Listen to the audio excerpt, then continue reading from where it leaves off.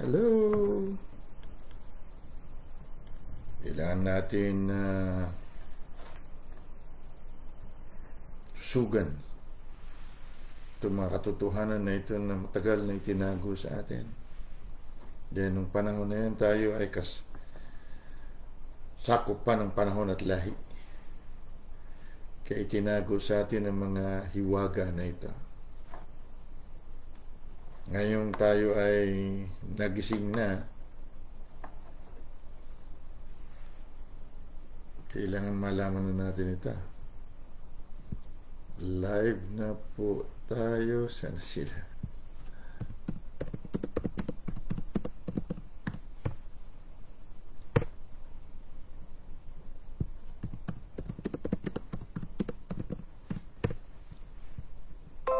Wala ko nga dito kung mayroon na nga. Live na tayo, guys. Andiyan, Ate Sheena. Hello. Andiyan, Ate Sheena namin.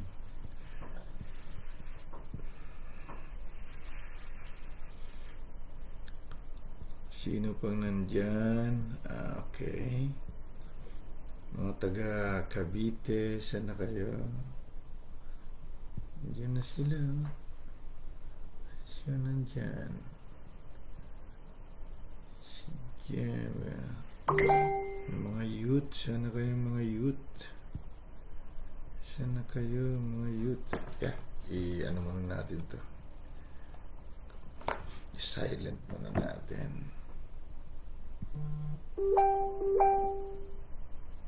Ayan na. Pastor Jing. Sino pa yung nandyan? Ala, Pastora Jack nandyan na. Ala, nandyan din si Pastora Jim.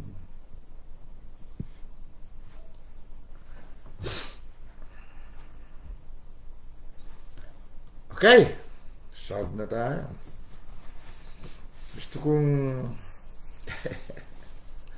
sorry minsan kung kaya naka-live tayo tsaka tayo nagpupunat pa. Okay lang yun. Meron tayong mga babasahin na medyo kababalaghan, ngunit naisulat sa Bible. Tingnan natin, nandiyan na kayo. Alright, sino pa nandyan? Antayin pa ba natin sila? Musta na dyan sa San Jose del Monte? Ang alam ko maraming nag-aabang dyan sa atin pag nag-live tayo. Ang ating kasi pinagpipilitan na isiksik sa ating mga puso ay yung greater truth na tinatawag natin. Ito yung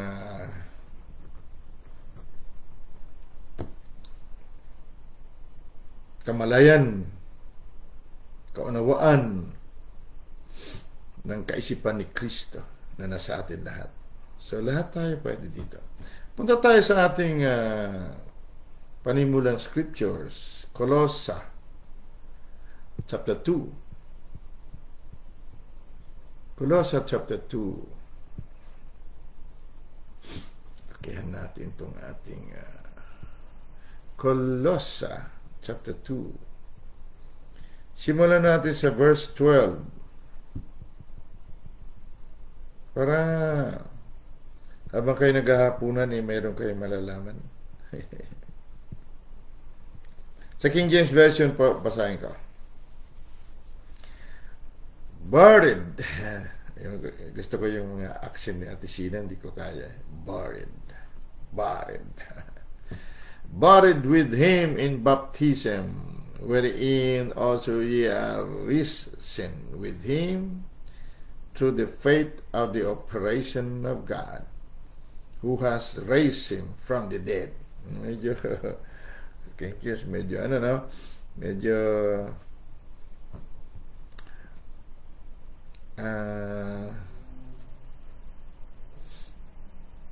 ito tingnan natin sa Good News Bible, verse 12.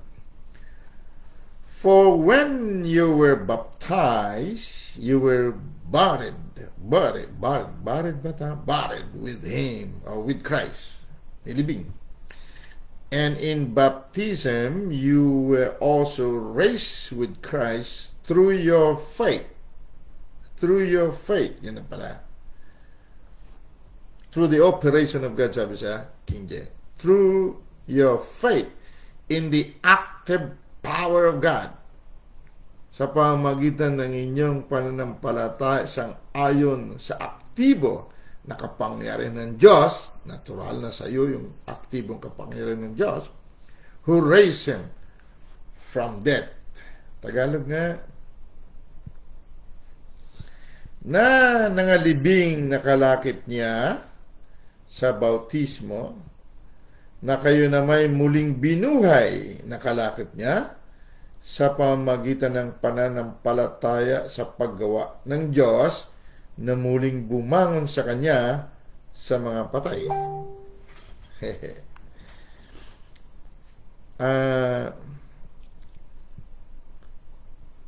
Gusto ko pong i-remind sa atin na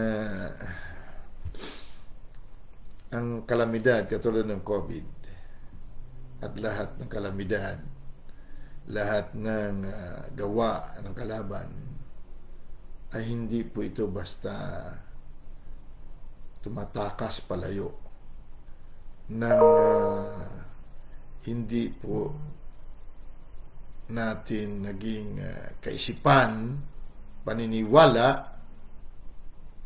ang ating pagiging mas makapangyarihan sa kanila.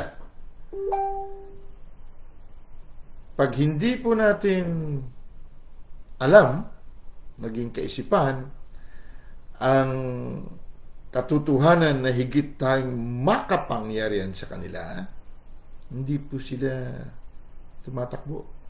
Dahil pag hindi natin alam ang ating tunay na katauhan o kapangyarihan, hindi po nila tayo kinakatakutan dahil wala pong liwanag o kaluwalhatian na nakikita sila sa atin.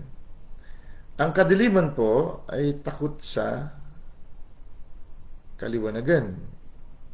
Kaya ang demonyo na nasa kadiliman, nahihintakutan po siya kapag nagliliwanag tayo. Ang sabi sa King James o sa English ay glory.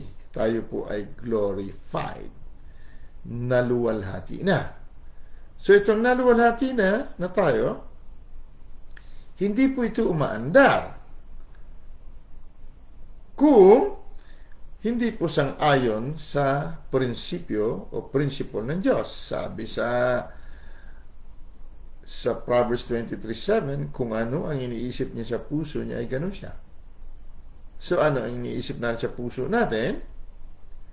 Kung ano man ito, yan po tayo. So kung wala tayong alam, kahit na-glorified na tayo, ay hindi po nagliliwanag ang glory. Kaya gusto ko pong pagtiyagaan natin unawain ang binabasa natin. Dahil hindi naman po siguro mahirap ito kaysa naman sa gumastos ka ng 100,000 sa ospital. Pagkatapos, mamamatay din ang pasyente mo. Hindi lang sa gumastos, nangutang, nagbenta, nagsanla. Mas mahirap yun. Kaya ito, makikinig ka lang eh. Uunawain mo lang. Hindi ka nagagastos ng 100,000. Bakit ko sinasabi? Marami po tayo nakita, napatunayan na cancer mismo. Ilang buwan na lang daw, mawala na. Hanggang ngayon buhay ilang taon na. So, ini-encourage ko pong bawat isa na makinig po dahil ito walang gastos. Walang kahirap-hirap baga. So, basahin natin ulit sa King James Version, verse 12. Buried with Him in baptism, wherein also ye are risen with Him through the faith of the operation of God. Pag nasa faith tayo, nasa operation tayo ng Diyos. Ano ang operation? Nasa aksyon tayo ng Diyos. Parang yan ang sinasabi niya. Who has raised him from the dead? Sa Tagalog, na ngalibing nakalakip niya sa bautismo, na kayo na may muling binuhay nakalakip niya sa pamagitan ng pananampalataya sa paggawa ng Diyos na muling bumangon sa Kanya sa mga patay. Verse 13, at nang kayo'y mga patay dahil sa inyong mga kasalanan, nung tayo likas na makasalanan, patay po'y patay. Kaya mga Kristiyano nagsasabi sila, likas pa rin makasalanan, sila po'y patay. Ang ibig sabihin, napaghaharian sila ng kamatayan. So, patuloy ka ba magpapakumbaba, maging humble? Sa pagsasabi lagi na likas tayong makasalanan at tayo tao lamang. So, ibig sabihin na walang saysay ang pagkalibing ni Kristo Jesus. Ang pagkamatay niya, walang saysay. So, hindi lang sa walang saysay, iniinsulto natin ang dugo ni Jesus. Ha? Pero masyadong humble tayo, na? At nang kayo'y mga patay dahil sa inyong mga kasalanan at sa di pagtuturi ng inyong laman, ay kanyang binuhay kayo, nakalakip niya. Kahit na hindi tayo kasali sa pagtuturi ng Hebrew, tayo binuhay, kalakip niya, na ipinatawad sa ating lahat na mga kasalanan.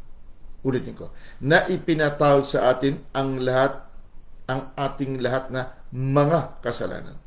Ulitin ko, na ipinatawad sa atin ang ating lahat na mga kasalanan. Bakit? Dahil tinangay niya lahat ng kasalanan mo. The same yesterday, today, and forever. Siya ang kahapon, ngayon, at bukas mong kasalanan. Tinangay niya. Kung hindi ganyan, hindi siya Diyos. Hindi kompleto ang pagtubos. So kung alam mo yan, patuloy ka magkasala, patuloy ka magtampisaw, pinatawad ka pa rin, nandyan yun. Kaya lang, may kapalit, kumbaga, may consequences, sabi nila, ang kasalanan. Nang kayo mga patay dahil sa inyong mga kasalanan, at sa di pagtutuli ng inyong laman, ng kanyang binuhay kayo, nakalakip niya. Nabuhay si Jesus, tinalo niyang kamatayan, tinalo niya lahat ng kasalanan, na ipinatawad sa atin ang ating lahat na mga kasalanan. Okay? Balik tayo sa King James, verse 14. Blotting out the handwriting of ordinances that was against us, which was contrary to us, and took it out of the way. Inilahis niya lahat yan. Sinantabi lahat doon sa hukay. Nailing it to His cross. Lahat yun. Pinako lahat sa krus, kapatid. Tagalogin natin, ha? Blotting out the handwriting of ordinances that was against us. Lahat ng ordinansa, lahat ng kasulatan laban sa atin, lahat ng libro na sinulatan ng mga kasalanan natin, in-erase yun. Blotting out. Pag sinabing blotting out, hindi lang in-erase, talagang wala doon, wala kang makita. Which was contrary to us, and took it out of the way, nailing it to His cross. Pero masyado tayong humble. Pinawalang bisa natin yung dugo ni Jesus, no? Na pinawi ang usapang nasusulat sa mga palatuntunan laban sa atin, na hindi naayon sa atin, ay dito'y kanyang inalis na ipinako sa krus. Pakinggan mo mabuti, kapatid. Dahil kahit na anong mana nandiyan sa bangko, kung hindi mo alam na mayroon kang mamanahin sa bangko, daan-daan ka lang sa bangko, tingin mo, Kailan kaya ako magkaroon man lang ng ATM? Pero di mo alam, nandiyan ang milyon-milyon mo. Parang ganyan. Hindi ka makapasok sa bangko. Bakit? Wala naman ako ATM, no? Wala naman ako account dyan, no? Kailangan dyan 2 ID. Parang ganyan. Wala ka namang ID. Ni police clearance, di ka makakuha, no? Dahil bulastog ka rin. Alright. Ito ang gusto ko, verse 15. Verse 15. Sa King James, nandiyan pa kayo? Tingnan ko, nandiyan pa kayo? Okay, nandiyan pa sila. Yan, verse 15. And having spoiled principalities and powers, we love this, he made a show of them openly, triumphing over them in it. Iba na ito, kapatid. Iba na ito. Nung siya na ipako sa krus, namatay, bumaba siya nun, kapatid. Bumaba siya nun. Kung saan nandun ang principalities at power. Tingnan mo sa Good News Bible kung paano niya sinabi. And on that cross, Christ freed himself from the power of the spiritual rulers and authorities. He made a public spectacle of them by leading them as captives in his victory procession. Nung araw, dahil laking Katoliko din tayo, pag procession na, alam mo yung procession, lahat ng mga patay ng santo na doon, pinaparada. Pero lahat yung mga lasing lahat. Dahil pagkat lasingan nyo na yun Semana Santa. Parang ganito procession. Pero ito procession, ito ng kapanalunan, kapatid. Yan na, basahin natin ulit sa King James. And on that cross, Christ freed himself from the power of the spiritual rulers and authorities. At sa cross, sabi niya, pinalaya ni Jesus ang kanyang sarili sa mga espiritual na namumuno at otoridad. At dahil doon, ginawa niya silang pinarada niya sila sa publiko bilang mga captives o mga huli niya. Kanyang mga ginapos, kumbaga.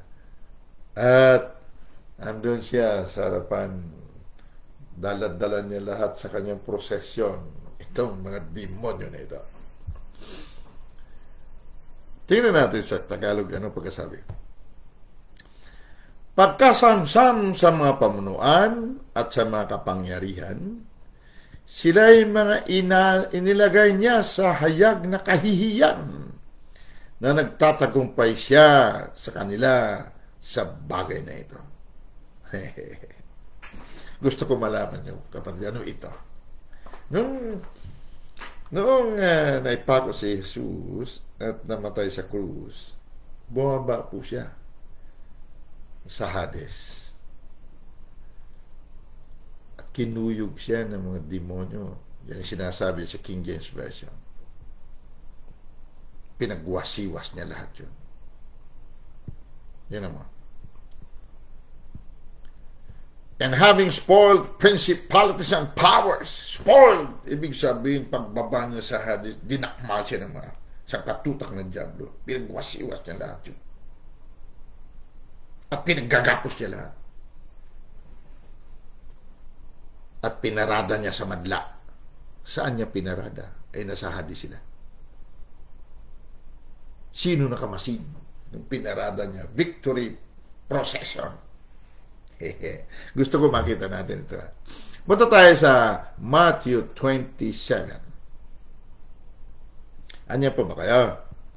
Mateo 27. Pakinggan nyo mabuti. Ito ang victory procession natin. Mateo 27. Pag nabasa mo ito, kailangan para ka nanonood ng pelikula. para masarap ang iyong panunood. Tingnan mo, 27 na Matthew, verse 50. Simulan natin. Mula sa 50. Verse 50. Nandiyan na kaya? Sa King James ko muna babasahin, 50 to 53. Jesus, when he had cried again with a loud voice, yielded up the ghost. Tagalog.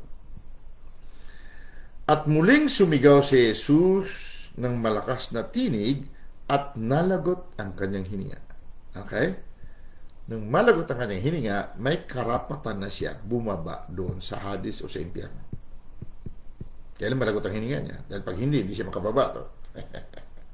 Kita mo yung paradox. Kita mo yung mga death conquered death.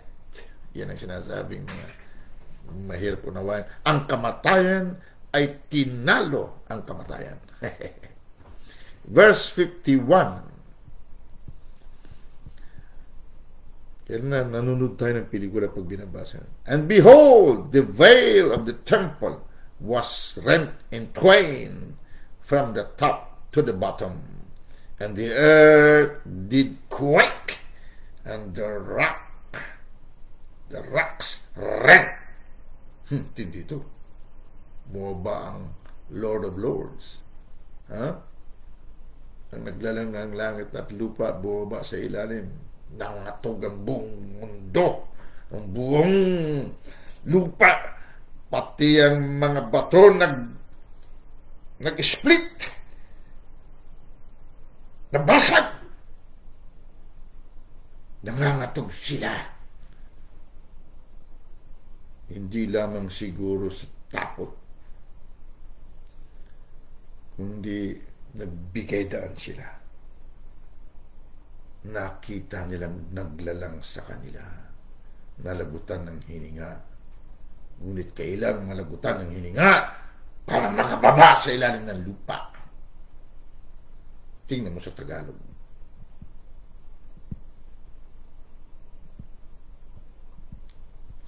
At narito, ang tabing ng templo'y na hapak na nagkadalawa buhat sa itaas. Napunit.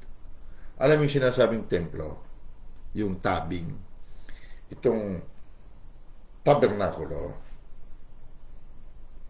meron siyang 2 kwarto. Itong tabernakulo may sinasabing banal na lugar at kabanal-banal ng lugar. May pinto yan. Sa labas, yun ang sinasabing outer court. Okay? So, pagpasok ng mga pari dyan, mag-aalay sila ng insenso doon sa banal na lugar. Ang pagitan ng banal na lugar at kabanal-banalang lugar ay merong 3 pulgada, 3 inches daw ang kapal na kortina. Ganun kakapal. Nung nalagutan ng hininga si Jesus, napunit daw yun mula sa itaas, pababa. Pati ang tabing sumunod.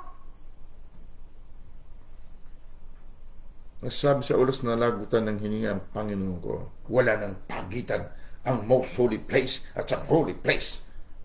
Ang greater light at saka ang lesser light, wala nang pagitan. Iisa na. Wala nang lesser truth. Greater truth na. Dati meron pa. Ang tao, tagasunod lang sa Diyos. Sunod-sunod lang sa Panginoon. Ngayon hindi na. Naganap na ang palitan. Ang atonement. Iisa na reconcile ang tao sa tunay niyang katauhan. Iisa sa Diyos. Yun ibig sabihin. Sabi, at narito ang tabing ng templo'y na hapak na nagkadalawa buhat sa itaas hanggang sa ibaba at nayanig ang lupa.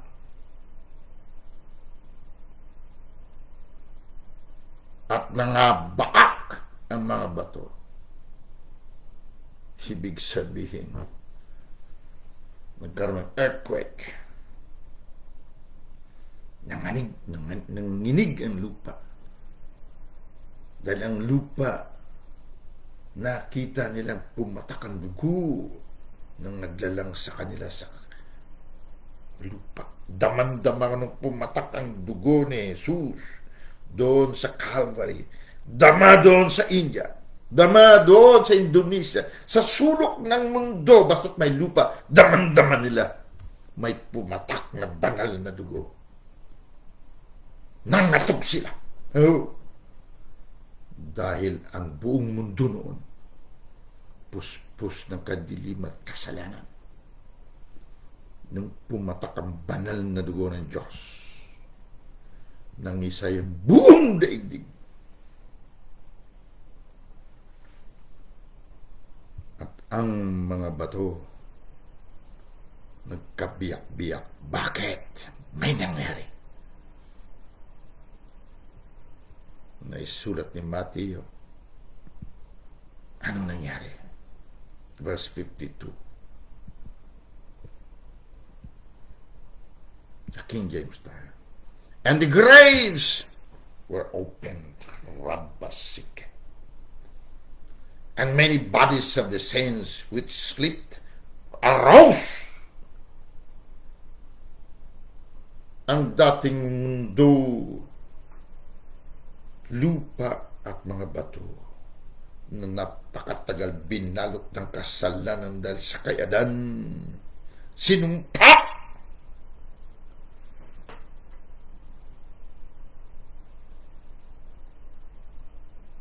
Biglang nagising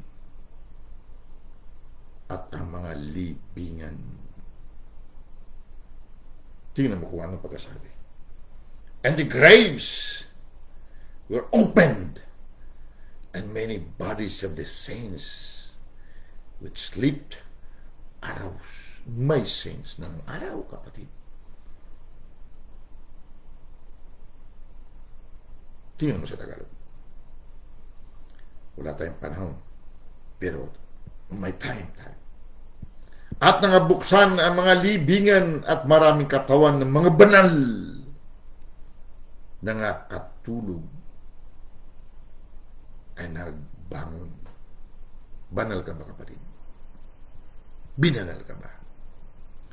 Tulog ka ba? Kailangan bumangon ka sa gabing ito. At nangabuksan ang mga libingan. Nasa libingan ka pa rin ba, kapatid? Sabi ng Panginoon, ako ang maging salot mo kamatayan. At ako ang maging tagapagwasak mo libingan na ganap. Ngayon, ang mga banal may pag-asa na bumangon mula sa libingan. Bumangon mula sa pagkatulog. At nangabuksan ang mga libingan at maraming katawan ng mga banal na nakatulog ay nangagbang. Tingnan niyo sa verse 53. At paglabas sa mga libingan, pagkatapos na sila'y mabuhay na maguli, ay nagsipasok sila sa bayang banal at nangagpakita sa marami.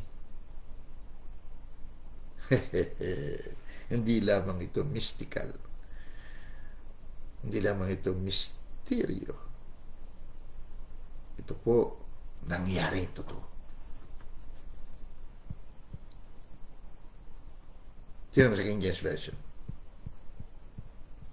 And the graves, verse 52, were opened, and many bodies of the saints which slept arose, and came out of the graves after his resurrection.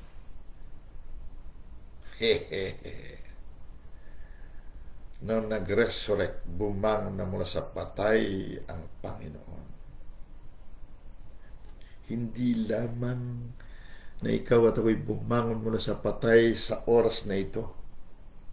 yung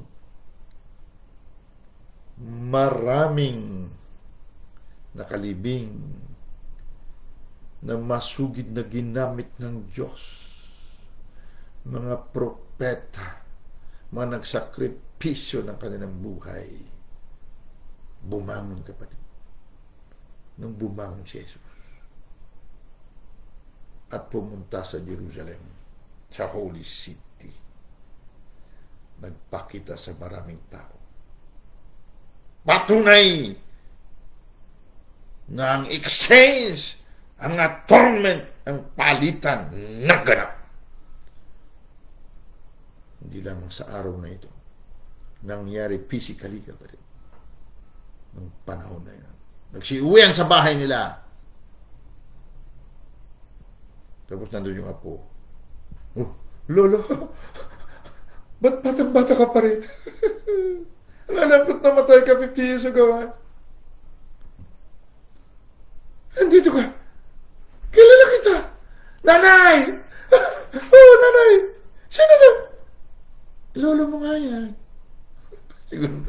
Siguro yung anak, nanay, tatay. Daddy ko ba yan? Masayang pagtatagpo ito, kapatid. Kung ikaw ang pamilya nun, wala pang camera nun eh. Wala pang video. Sarap sana video eh. No?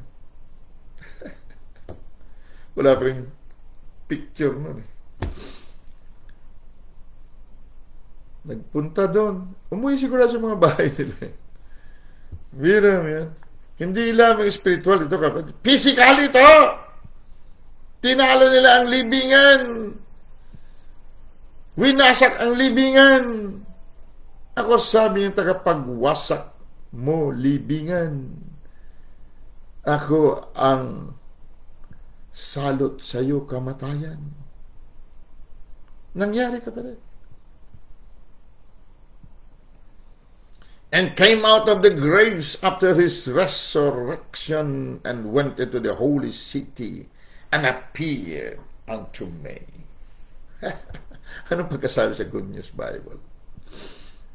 They left the graves, and after Jesus rose from death, they went into a holy city where many people saw them.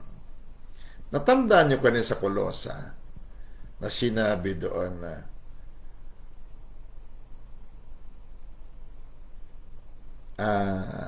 pinarada niya sa madla. Nung tinalo niya, kinuha niya ang susi ng kamatayan at impyerno kay Satanas. Lahat yun sila, alipores nila ni Satanas. Lahat yun ginapos niya, pinarada niya sa madla. Victory procession. Sino-sino nakakita doon? Ito sila. Ito. Bumangon sila doon eh. Sa grave. Sa libingan. At nakita nila pinaparada ni Jesus. Ang mga demonyo. Wala silang karapatan sa kamatayan at sa libingan. Ito ang mga nakakita doon. Sa ilalim yun, ha? At nung bumangon si Jesus, nagbangon na naglabasan sila sa kanilang mga libingan. Ipalagay ko naman, hindi naman matatanda sila. No? Nung namatay, di yun ang edad mo siguro, no? Tapos pakita doon, oh, apo, ala, laki-laki mo na. Siguro na. Ano yan? Sino yan? Anak ko na rin to. Namatay ko. Ano ka pa? Baby ka pa lang. May apo ka na rin. Ang saya-saya siguro, na? Yan ang nakaparada doon. Nung pinarada sila, yan ang nakamasid. Palakpak yung mga yan. Bumangon eh. Bumangon. Nung bumangon sa patay si Jesus, naglabasan din sila. Yan ang sinasabing, hindi lamang tayo bumangon kaisa niya. Meron talaga siya nakasaang pisikal, kapatid. Kala nyo, kwento-kwento lang ito. Ha? Pero siyempre, mystical ito. Sabi niya, mapalad ang mga hindi nakakakita, ngunit naniniwala. Mas mapalad tayo. Bakit? Nung panahon nila, walang COVID dun eh. Mas mapalad tayo.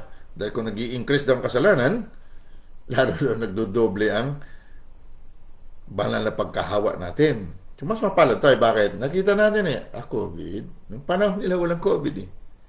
Ngayon, exciting ang labanan ngayon. Exciting. Boy, matindi na ngayon itong mga kalaban namin. Sandali. Alis. No? Hinahawa mo na sila. Hinahawi mo lang. Mas exciting. Ito yung kalaban mo, isang dagaan maliit. Maganda-ganda yung kumbaga sa basketball, ikaw nga mag-basketball ka, midget ang kalaban mo, ikaw ay 6-footer. Mayroon pa namang trillion, wala namang kakwintak-kwinta yan, no? Ito labanan talaga, no? Exciting. Alright? So, yan. They left the graves, and after Jesus rose from death, they went into the holy city where many people saw them. Kapatid, pag tayo bumangon mula sa patay, sa pagkatulog, diretso tayo sa banal na bansa o syudad. Ibig sabihin, sa ngayon, kung saan ako narito, saan ka naroon, banal yun. Bakit? Sabi ni Ayam, Moses, tanggalin mo ang sandalyas mo. Bakit siya? Bakit? Wala siya nakita, pero may narinig siya. Ang inaapakan mo ay banal na lugar. Bumangon kasama ni Jesus.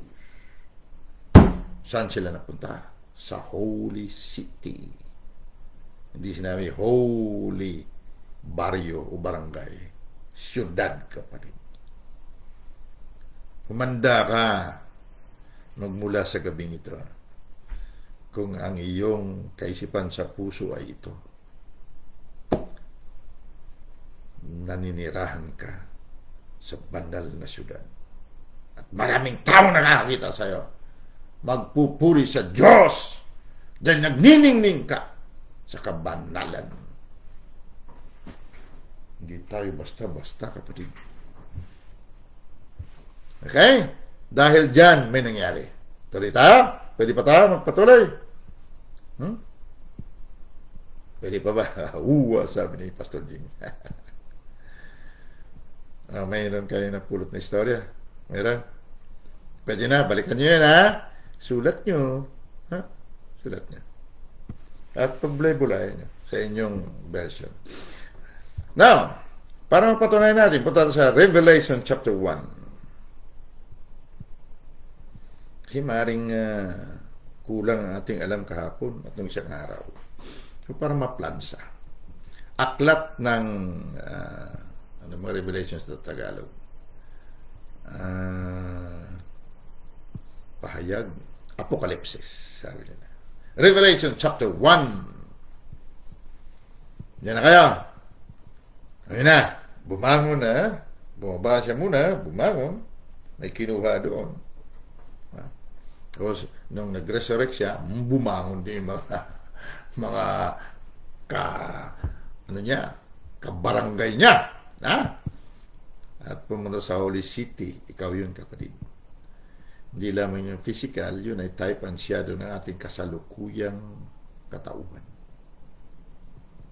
Kapag tayo nagising sa gabing ito, magigising ka, babangon ka sa kadiliman, puro kaliwanagan ang nasa iyo, at magmamanifest ang banal na siyudad sa iyo.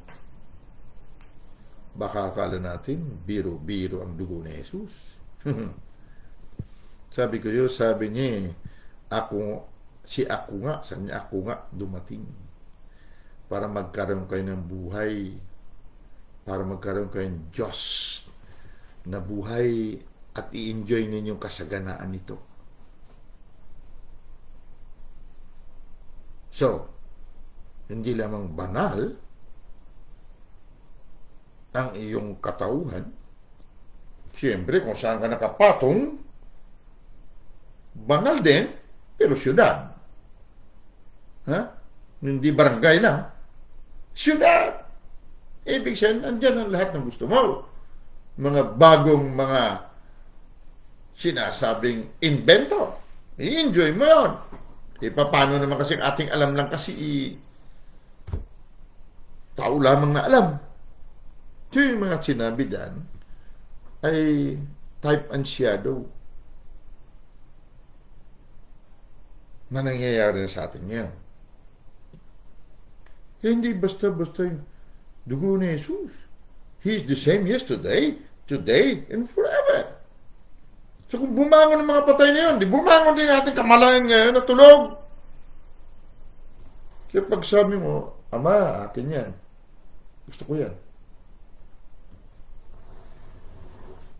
Parang si Ate Noah.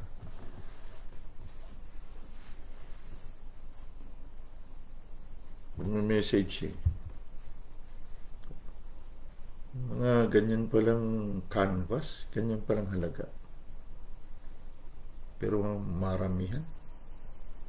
Hindi naman nangihingi. Pero kung medyo mayroon ka namang pakiramdam, ibig sabihin, bili mo naman ako niyan. Parang ganyan. Alright? So, punta tayo Revelation, Pahayag, chapter 1. Andiyan na kaya? Pahayag, chapter 1.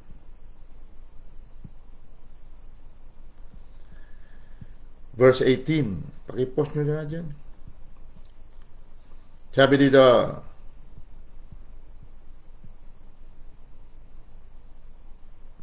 sa King James Version, I am he that liveth and was dead. Ibig sabihin, kinikwento niya, nang siya'y namatay, pinako sa krus, pumasok siya, nagkaroon siya ng karapatan pumasok sa impyerno, dahil siyempre yung mga makasalanan na makapasok sa impyerno, no? Itangan-tangan niya yung kasalanan mo. Di may karapatan siya pumasok doon. Kaso pagdating doon, sabi niya, oo nga, dala-dala ko nga ang kasalanan ng sanglibutan. Inalagutan ako ng hinga. No? Ngayon dito na espiritu na ako. I am the same yesterday, today, and forever. Tandaan mo. Ha? Tinubos ko na. Dugo ko pumatak na. Pero ngayon dito na ako. Ako na ito. Ako na ito. Winasiwa sa mga demonya. Pumunta kay Satanas. Ako na yan! Ito ba? Matog naman niya. Anghel dati. Nilalanglan niya yun eh. No?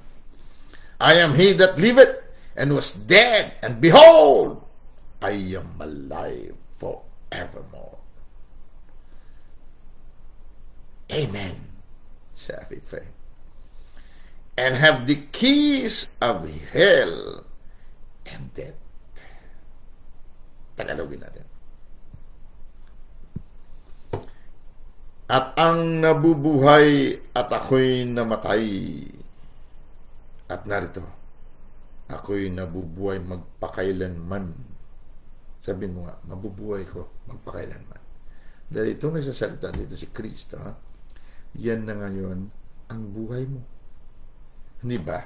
Kolosas 3:4. Hindi ba ang buhay natin si Kristo na? Mga Gawa 17:28-29, sa Kanya tayo nangabubuhay, sa Kanya tayo nagsisikilos, at sa Kanya tayo may pagkatao, o siya ng ating pagkatao. So pag sinabi niya rito na siya yan, siya yan, ikaw ito. Dahil siya ang buhay mo. Ikaw ang butot laman niya. So basahin natin ang katauhan mo. Okay? Basahin natin pagkatao natin. Okay? Ikaw ito, ako ito. At ang nabubuhay at ako'y namatay, at narito ako'y nabubuhay magpakailanman, at nasa akin ang mga susi ng kamatayan at ng Hades o impyerno. Ikaw yan, kapatid. Baka hindi mo na-gets, basahin natin ulit.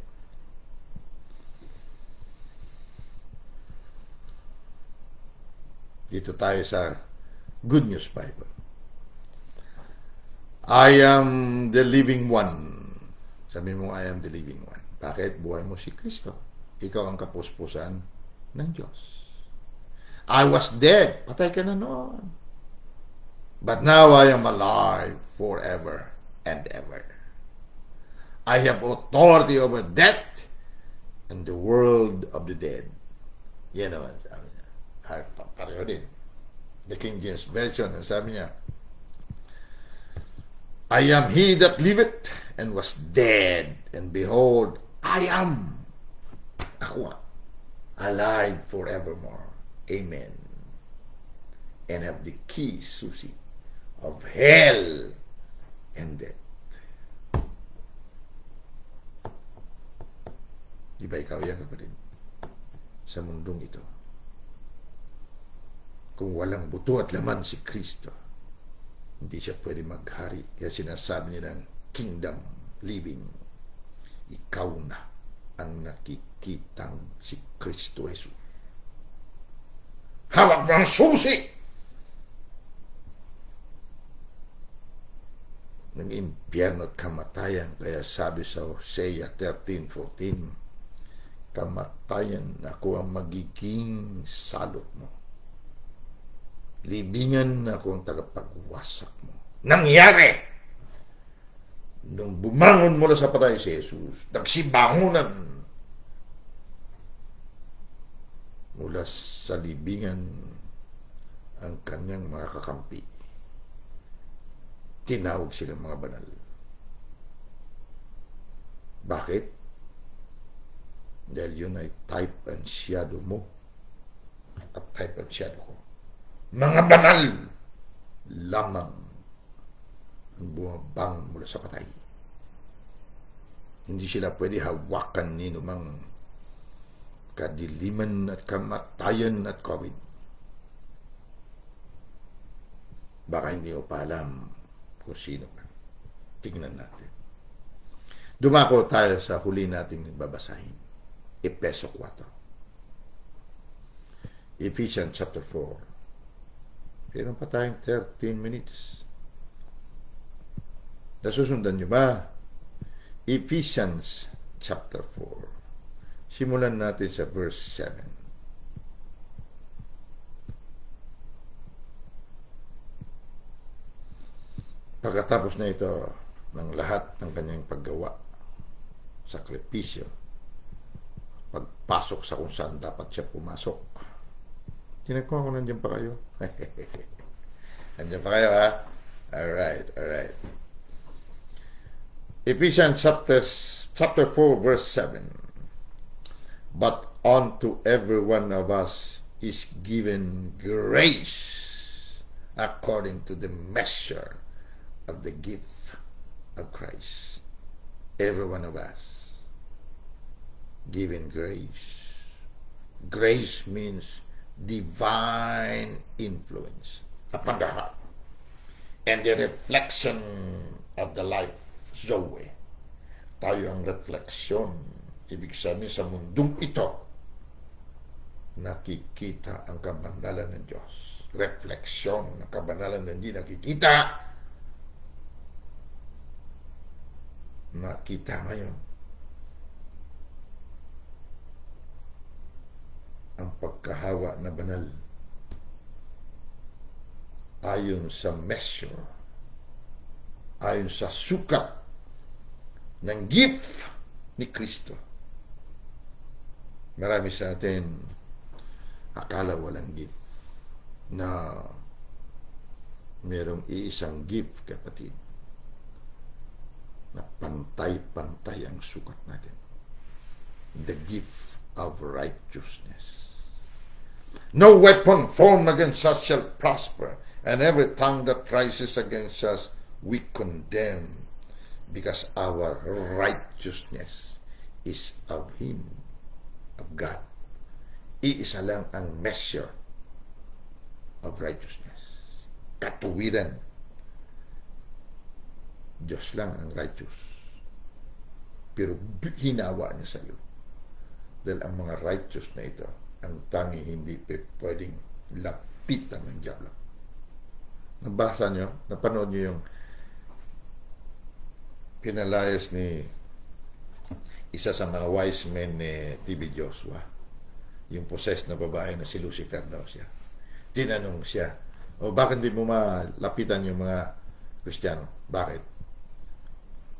Sabi ng babae, si Lucifer daw siya. Don't you know? Hindi mo ba alam? Sabi mo! Because of righteousness. Ito na yan. Kapatid, righteous ka ba? Matuwid ka ba? O likas ka makasalanan? Come on. Alin ang pipiliin mo? Kamatayan o buhay? Doktrina nyo? O ang katotohanan na ikaw ay ginawa ng banal, kaya nga pwede kang bumangon mula sa patay at tumira ka sa Holy City para makita nila ang kaluwalhatian ng Diyos. Kapag si Kristo nating buhay mahayag, nasa Holy City ka. Dahil nahayag ang kaluwalhatian ng Diyos.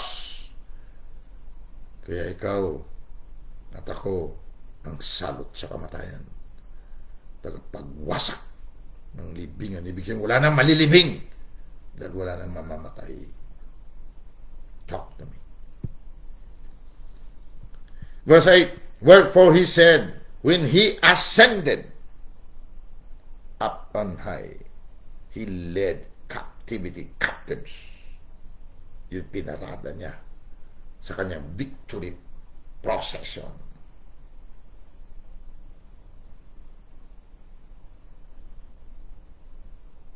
Nakita na itong mga captives yung mga bumangon mula sa grave, kinuha niya mga captives.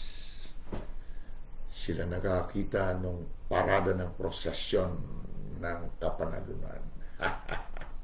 Nang bumangon siya mula sa grave, nagbangunan ito.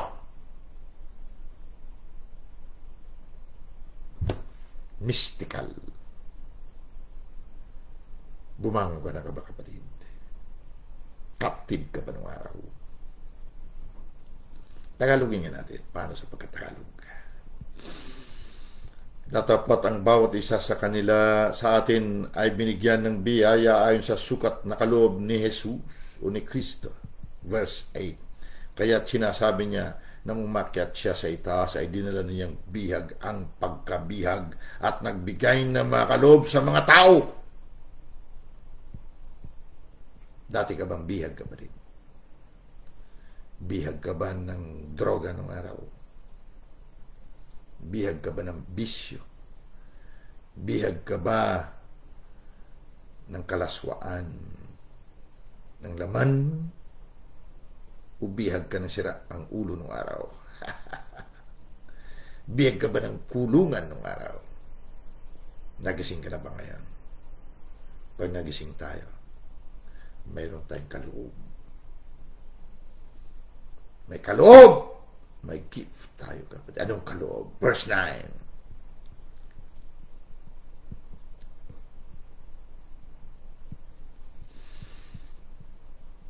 Lapit na tayo. Kamagala, 5 minutes. Now that he ascended, what is it but that he also descended first into the lower parts of the earth. Kita mo? Pinalawanan ko dito. Sa Matthew kanina, bumaba siya doon. No? Pag-resurrect niya, nagbango na ng mga banal. Ikaw yon, kapatid. Speaking of you and me.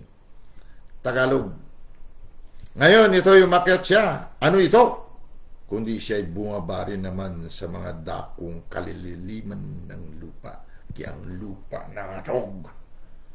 Papasok sa kanila, sa kaluluban, sa kailaliman nila. Ang nagdalang sa kanila. May karapatan na siya pumasok. Dahil siya ay tang sa krus ang kasalanan mo. Kaya pwede siyang bumaba. Patay siya, pero pwede siyang bumaba doon. Para hindi ka na bumaba doon, kapatid. Kaya kinuha niya ang susi ng kamatayan at ng impyerno doon. Bumaba siya kalaliman ng lupa. Verse 10. At ang bumaba ay siya rin naman umakyat sa kaitaasan ng buong sangkalintaan upang kanyang mapuspos ang lahat ng mga bagay. Upang kanya mapuspos niya lahat ng bagay. Lahat ng bagay. Pati bahay mo, puspos niya yan. Pera mo, wallet mo, puspos niya yan. Kanya yan. All things are of God, kapatid. Sabi ko nga siya, pati bigote ko, Diyos ito. Sa Diyos ito. The King James Version. He that descended in the same is the same also that ascended far above all heavens, that he might feel all things. All things. Puno niya lahat ng bagay. Kaya tayo nagpapasalamat, kapatid. Alam mo, pag uminom ako ng tubig, sabi ko, dugo ni Jesus. Dugo ng kordero ng Diyos na aking dugo. Dugo namin lahat. Iniinom ko. Puspos niya ito. Puspos ng buhay niya. Pero huwag kayong mag-alangan, magsabi ng ganyan. Pag uminom, tuwing umaga, uminom ako. Wala pang laman ng tiyan ko. Dugo ng kordero ng Diyos. Puspos ng dugo na banal ng Diyos. Inumin ko. Aming dugo. Pag ganyan, kapatid, ito verse 11. And he gave some apostles, ito ang mga gifts, and some prophets, and some evangelists, and some pastors and teachers. Kaya lagi ko kayo tinatag, pastor, ganon, pastora, ganon. Alam mo kung bakit? Yan ang katotohanan. Pag tinanggap mo mag-gifts na ito, kapatid, ikaw ang saksi. Ang saksi na sinasabi, hindi tinuturo si Jesus. Ikaw ang saksi mismo. Ang tawag niya, apostol, propeta, ebangelista, pastor, at guro. Yan ang kanyang saksi. Siya mismo yan. Buhay at buto niya yan. Bakit? Tinanggap mo yung mula kanina sa verse 7 eh. At alam mo na, natanggap mo na ang kapalit, atonement. Ano ang trabaho mo? Sa ikasasakdan ng mga banal. Bakit? Banal lang pwedeng isakdal. Mga banal lang bumangon mula sa libingan, kapatid. Hanggang di pa banal, tulog pa yun. Maraming banal na tulog, pero may karapatan na sila. They have the hope of glory. Pag glory, bumangon mula sa patay. Bumangon mula sa pagkatulog. Yan ang trabaho natin. For the perfecting of the saints. Upang sila din gumawa sa ikasasakdal ng mga banal sa gawain paglilingkod sa ikatitibay ng katawan ni Kristo, hanggang sa abutin natin ang lahat ng pagkakaisa ng pananampalataya at ang pagkakilala sa anak ng Diyos, hanggang sa lubos na paglaki ng tao, hanggang sa sukat ng pangatawan ng kapuspusan ni Kristo, upang hindi na tayo maging parang mga bata, pahapay-hapay, kung anong mahawakan, gumagapang isubo sa bibig. Subo naman tayo ng subo ng kung ano-ano tinuturo nila na sila mismo mga bata rin. Kung patuloy tayo maging bata, kapatid, ano sabi sa Galatia chapter 4? Kahit natakapagmana tayo at may-ari tayo ng lahat ng bagay, wala tayong pinag-iba sa isang alipin. Gusto mo ba yun? Hanggang ngayon alipin ka? Tagapagsakdal ka na dapat ng banal.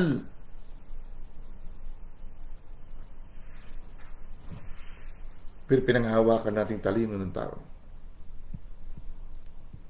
Kahit na lahat ito nasa atin na, kapatid. Natanggap na natin itong atonement, exchange, palitan. Pero hindi natin naunawaan kung sino talaga tayo. Mamamatay tayo. Mawala tayo sa mundong ito.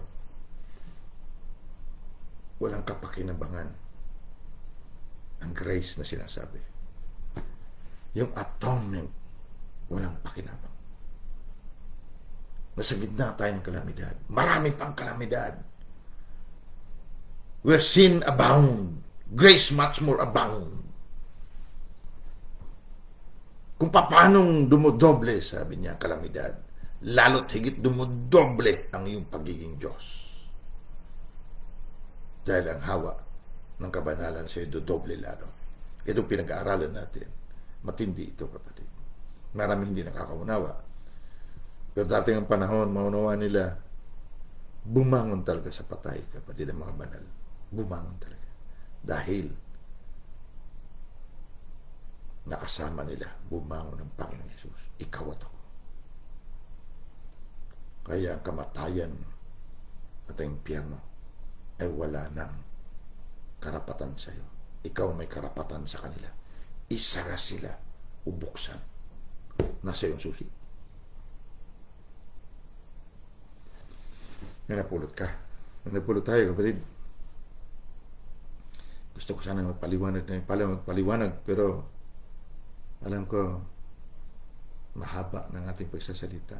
Sana balikan mo mga verses na sinabi dito. Ulit-ulitin mo mga videos na ito.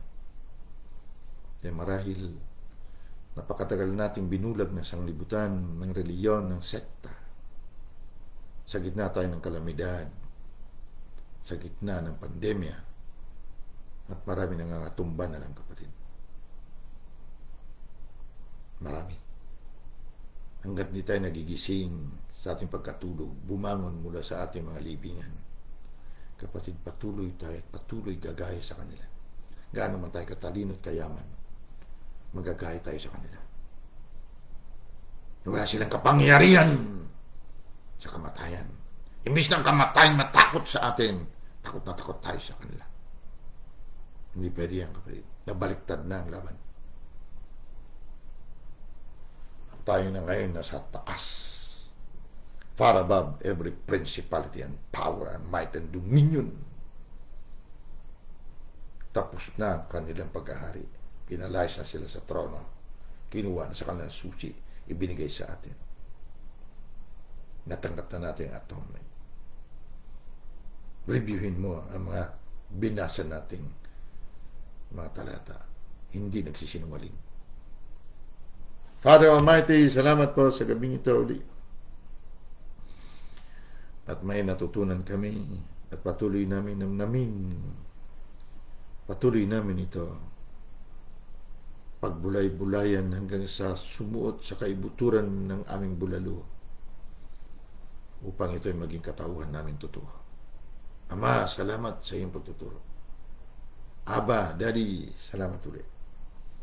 Tunay nga, nagaling talaga kami sa iyo. At ibinalik mo kami sa sarili mo. Reconcile. Pinatanggap mo sa amin ang palitan na ikaw rin. So we give you all the blessing, the honor and the glory, and the dominion sa pangalan ng aming buhay, kapuspusan mo, si Kristo Jesus. Amen. Angels of God again, I dispatch you guys. Bantayan ng mga makikinig na manood ng video na ito. And I bless you, angels of God, in Jesus' mighty name. Guys, marami pa tayong halong katin na kaalaman. Napakarami pa. Pero kung marunong kang kumain ng masasarap na pagkain, habang ka kumakain nabubusog, lalo ka nagugutom. Ito ang greater truth, guys. Ito. Habang nabubusog ka, lalo ka nagugutom. Kaya marami pa tayong halong katin na kaalaman. So huwag kayong bumitaw at patuloy niyo i-share ito. Pag-usapan upang mahusto ang ating kabusugan. Amen. You have a wonderful evening. Remember, I love you.